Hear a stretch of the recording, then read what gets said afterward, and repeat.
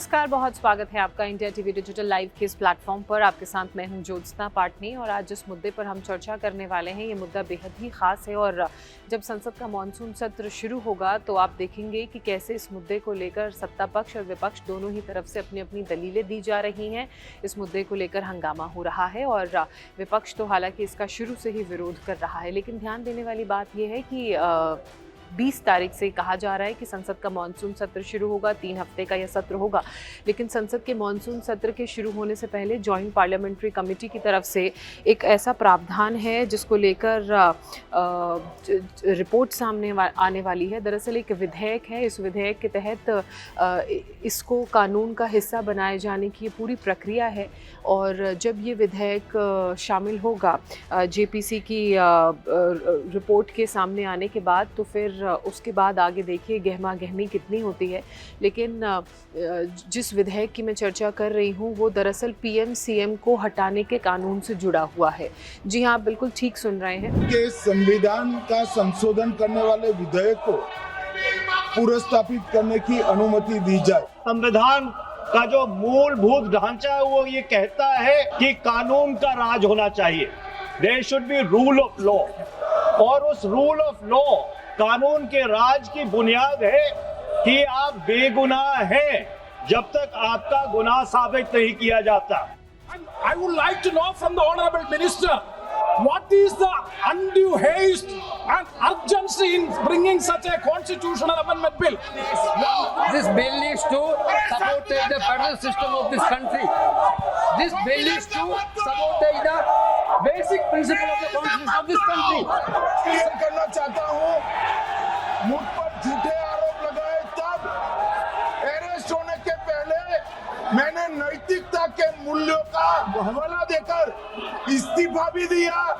और जब तक मैं कोर्ट से निर्देश नहीं हुआ,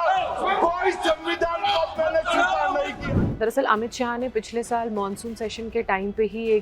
इस बिल को लेकर चर्चा शुरू की थी, इसे इंट्रोड्यूस किया था इस विधेयक को पार्लियामेंट में। और उसके बाद से ही जो चर्चाओं का बाजार था वो बहुत गर्म हो गया था। और इसका जो सबसे विवादास्पद पहलू था वो था कि प्रधानमंत्री या किसी भी राज्य का चीफ मिनिस्टर या कैबिनेट का कोई भी मंत्री अगर किसी भी अपराध में जो किस कैटेगरी का है उसके बारे में भी हम चर्चा करेंगे, संलिप्त पाया जाता है या 30 दिन तक हिरासत में रहता है, तो उसे 31वें दिन अपने पद से इस्तीफ़ा देना होगा। और अगर वो 31वें दिन अपने पद से इस्तीफ़ा नहीं देता है तो उसके बाद उसे ऑटोमेटिकली ये कंसिडर किया जाएगा कि ही और she has resign from his और हर पोस्ट और मे बी डेजिग्नेशन। तो अब इसी को लेकर जब पिछली बार इसे इंट्रोड्यूस किया गया था पार्लियामेंट के मॉनसून सेशन में, तो खूब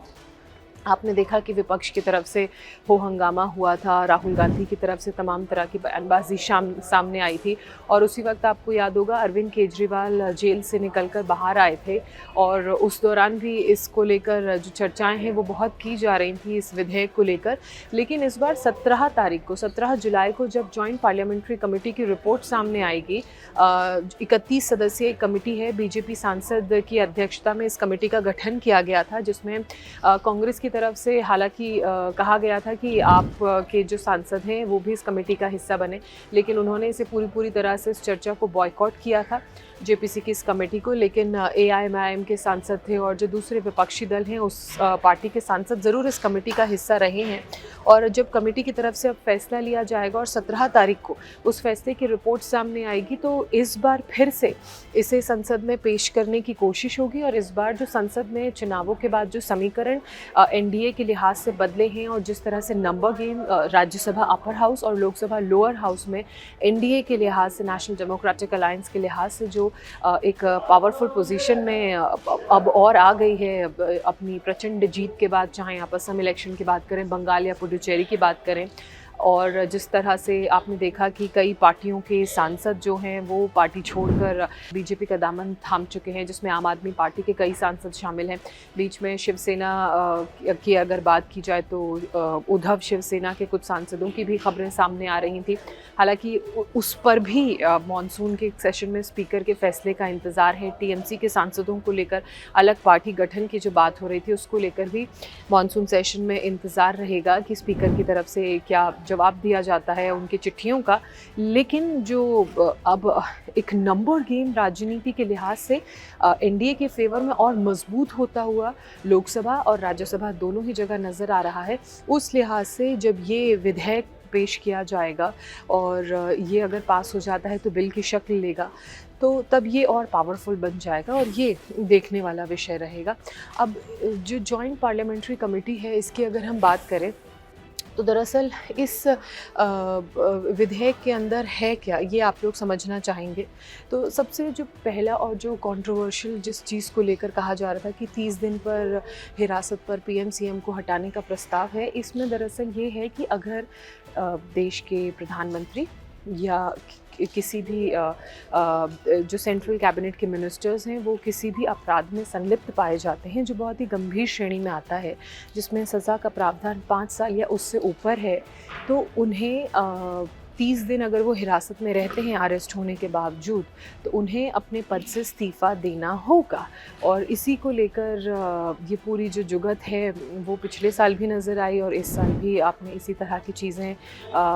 ये जेपीसी की कमेटी के अंडर देखने को मिली हैं और कुछ इसी तरह से चीज़ें अब आपको आगे आने वाले दिनों में मॉनसून सेशन में भी देखने को मिलेगी, जिसका लगातार विरोध हो रहा है। अब अगर ये लागू हो जाता है तो सरकार इसके फ़ायदे गिना रही है। सरकार बता रही है कि इसको लागू करना इसलिए भी ज़रूरी है कि एक जो संवैधानिक पद है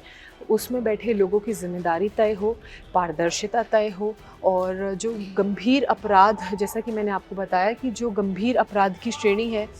अगर उसमें कोई प्रधानमंत्री या केंद्रीय मंत्री या फिर किसी राज्य का मुख्यमंत्री शामिल होता है तो वो इस कैटेगरी में फॉल करेगा। और एक और जो बहुत इम्पॉर्टेंट चीज़ है जिसको लेकर विपक्ष की तरफ से भी कई तरह की दलीलें दी गई, सत्ता पक्ष का ये कहना है और जेपीसी की कमेटी में भी ये बात सामने आई है, क्योंकि हमें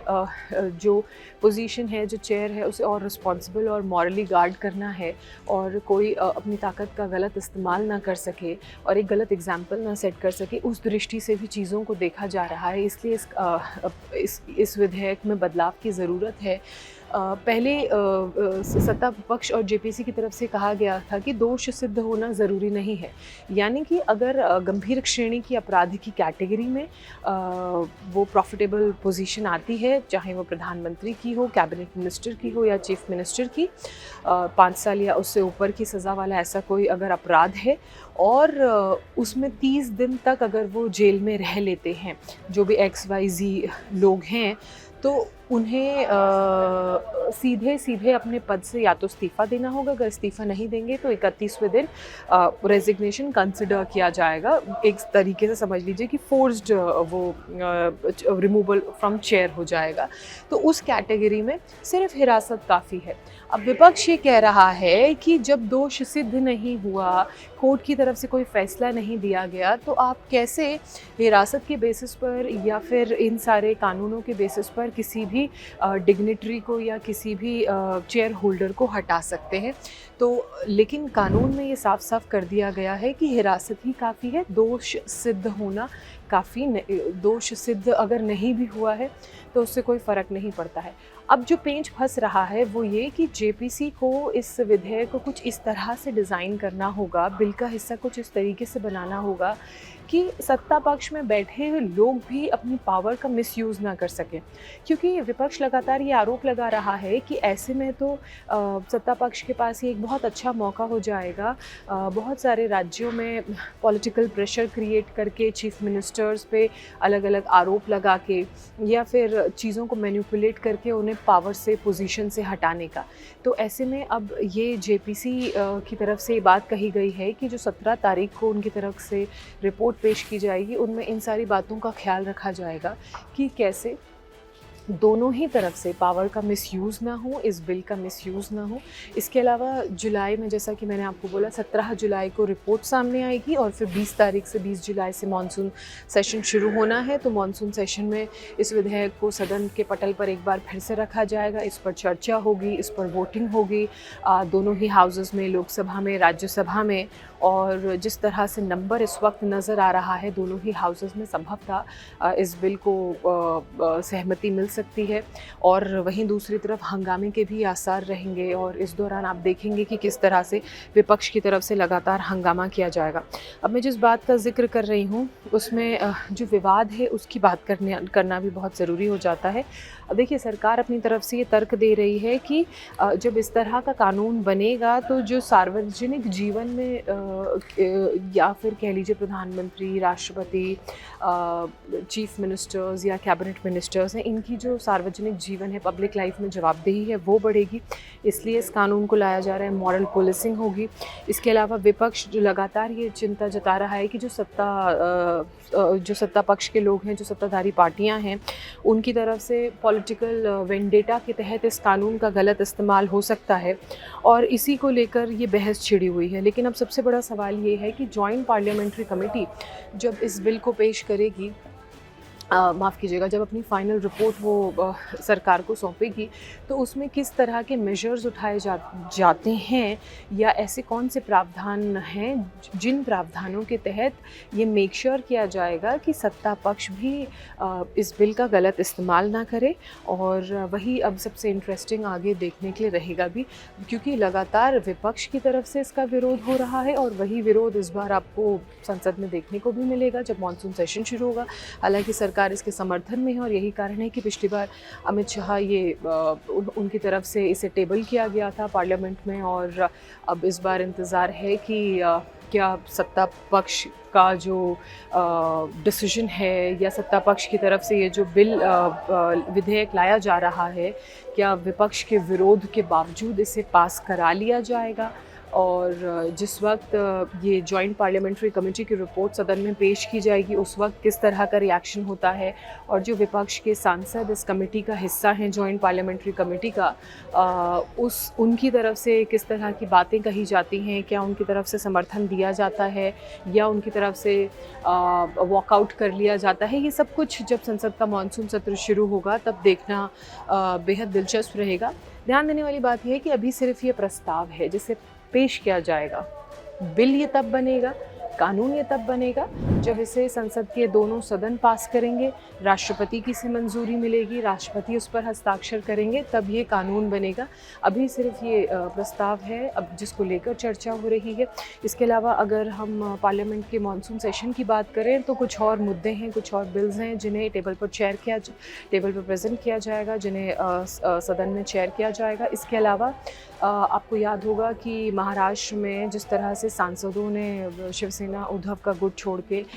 एक अलग गुट बनाने की बात कही है, उसको लेकर चिट्ठी लिखी गई है दोनों ही दल की तरफ से, शिवसेना यूबीटी उद्धव ठाकरे ग्रुप की तरफ से भी और जो उनसे छिटक के 6 सांसद अलग आए हैं उनकी तरफ से भी। उनका कहना है कि उनकी शिवसेना असली शिवसेना है, उनको अलग पार्टी की मान्यता दी जाए। उस पर भी स्पीकर ओम बिरला क्या कहते हैं लोकसभा के, उनके उस चिट्ठी के जवाब पर भी नज़र रहेगी। इसके अलावा टीएमसी की तरफ से भी, जो ऋतुपद बनर्जी की अगुवाई में टीएमसी के सांसदों ने अलग से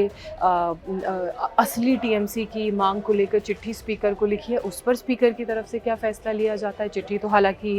ममता बनर्जी के भतीजे अभिषेक बनर्जी की तरफ से भी लिखी गई है स्ट्रिक्ट एक्शन लेने की। तो इन तमाम चीज़ों पर भी संसद के इस मानसून सत्र पर नज़र रहने वाली है।